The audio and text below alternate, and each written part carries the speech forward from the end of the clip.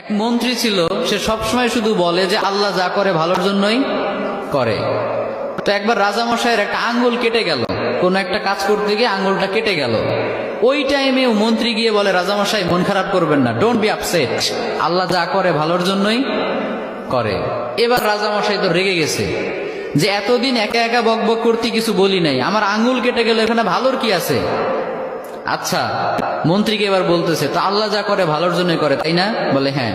তো ঠিক আছে, যা, তোরে আজকে থেকে আমি জেলখানায় ঢুকিয়ে দিলাম।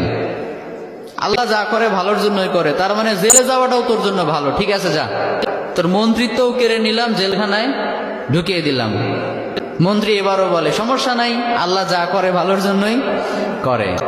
তো এবার রাজামশাই আরেকটু রেগে গেছে যে পানিশমেন্ট দিতে চাইলাম, উল্টা দিকে আমাকে নিয়ে ঠাট্টা করে, ভালো লাগতেছে না, কি করবে?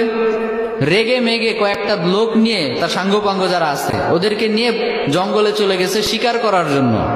কি করার জন্য? পশু শিকার করার জন্য।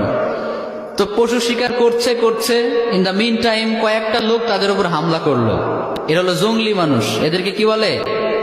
জঙ্গলি মানুষ, বুঝতে পারছেন? মানে এরা জঙ্গলি, ওদের উপর হামলা। এই হামলা দেখে বাকি যারা ছিল রাজামশাই বাদে সবগুলো ভৌ দৌড়, এক দৌড়ে পলাই। চাচা আপন প্রাণ বাঁচা, নিজে বাঁচলে বাপের নাম, রাজামশাই মরলে মরুক, আমরা বাঁচি। আর রাজামশাই তো সুখে শান্তিতে বসবাস, দৌড়ানোর প্র্যাকটিস নাই। ওই আল্লাহর বান্দা একটু দৌড় দিতে না দিতে ধরা পড়ে গেছে।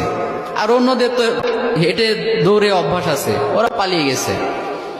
এখন রাজামশাইকে সবাই ধরে নিয়ে চলে গেছে এক জায়গায়। আসলে রাজামশাইকে তারা নিয়ে গিয়েছে জবাই করার জন্য। কি করার জন্য? তাদের বিশ্বাস মতে প্রত্যেকটা বছর তারা তাদের দেবদেবীর উদ্দেশ্যে একটা করে মানুষ উৎসর্গ করে। তাদের ধারণা হচ্ছে একটা করে মানুষ যদি আমরা প্রত্যেক বছর উৎসর্গ করি দেবদেবীদের জন্য, তাহলে পুরো বছরটা দেবদেবীরা আমাদেরকে সিকিউরিটি দিবে, নিরাপত্তা দিবে। তো ওই কারণে রাজামশাইকে নিয়ে গিয়েছে, শুয়ে দিয়েছে, জবাই করবে। এখন যেই না জবাই করতে যাবে, ইন দ্য মিন টাইম একজন চিৎকার করে উঠে বলে, স্টপ, থামো, একে দিয়ে হবে না। কেন, কি সমস্যা? বলে, খেয়াল করে দেখো, এর একটা আঙ্গুল কাটা। সুবহানাল্লাহ পড়বেন না? আমাদের দেবদেবীদের জন্য উৎসর্গ করতে গেলে একেবারে পারফেক্ট মানুষ লাগবে, যার কোনো খুঁত নাই, কোনো খাত নাই। এই লোকের তো একটা আঙ্গুল কাটা, একে দিয়ে আমাদের কাজ হবে না, ওকে ছেড়ে দাও। সুবহানাল্লাহ পড়েন। রাজামশাইকে ছেড়ে দিল। রাজামশাই খুশিতে এক দৌড়ে এসে জেলখানায় এসে মন্ত্রীকে বলে, মন্ত্রী মশাই, আপনি ঠিকই বলছিলেন, আল্লাহ যা করে ভালোর জন্যই করে।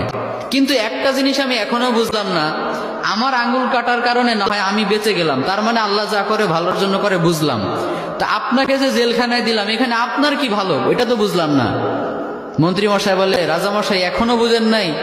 আচ্ছা বলেন তো, আমি যদি আজকে জেলে না থেকে বাইরে থাকতাম, আপনি শিকার করতে কাকে নিতেন সাথে? বলে, তোমাকেই তো নিতাম। তো আমি যদি আপনার সাথে যেতাম আর আমাদের উপর যদি আক্রমণ হতো, আমি কি আপনাকে রেখে পালাতে পারতাম? আমি তো আপনাকে নিয়েই পালানোর চেষ্টা করতাম। ফলে দুইজনে যদি ধরা পড়তাম, আপনার আঙ্গুল কাটার কারণে আপনাকে তো ঠিকই ছাড়তো, কিন্তু আমারে তো কোপা সানসু কোপা, কারণ আমার তো শরীরে কোনো খুঁত নাই। তার মানে আল্লাহ আমাকে কয়েক ঘন্টার জন্য জেলে ঢুকিয়ে চিরস্থায়ী মৃত্যুর হাত থেকে বাঁচিয়েছে। পড়েন সুবহানাল্লাহ। তাহলে এবারও বোঝা গেল যে আল্লাহ যা করে ভালোর জন্যই করে। তো এই জন্য আজকে থেকে আপনাদের সাথে যেটাই ঘটুক না কেন, মন খারাপ করা যাবে?